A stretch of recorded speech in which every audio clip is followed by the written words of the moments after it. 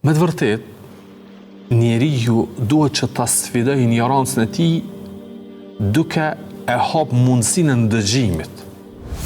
Thot Allahu Azza wa Jall: "Innama yastajibu alladhina yasma'un wal mauta yab'athuhum Allah thumma ilayhi yurja'un." Me të vërtet, do të përgjigjen ty ata të cilët të ndëgjojnë. Ata që ndëgjojnë kanë me të përgjigj. Të vdekurit, Allahu në ditën e gjykimit do t'i rikthej, do t'i tubaj.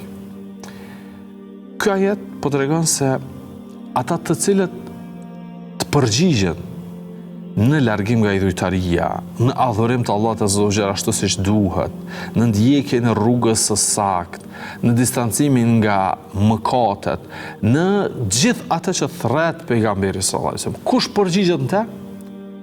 Ata të cilët yesma'un, të ndëgjojnë ty. Atëherë ne duhet që ta sfidojmë veten, të ndëgjojmë për fenë Allahut Azza wa Jall.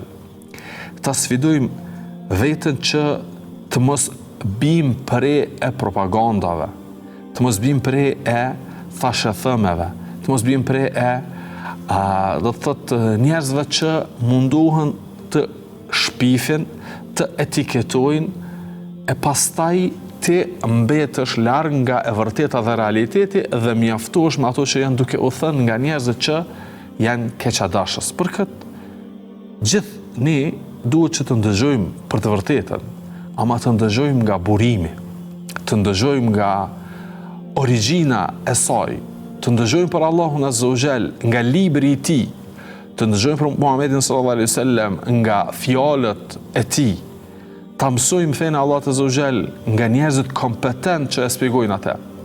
Të mos mashtrohemi me thirrje e as me propaganda të njerëzve të ligë, por t'i largojmë gjitha hamendjet dhe dyshimet duke u kthy tek burimi dhe duke ndëgjuar për Allahun nga Allahu, për pejgamberin nga vetë pejgamberi sallallahu alaihi wasallam, për islamin nga vetë njerëzit që e kanë studiuar atë me vite të tëra.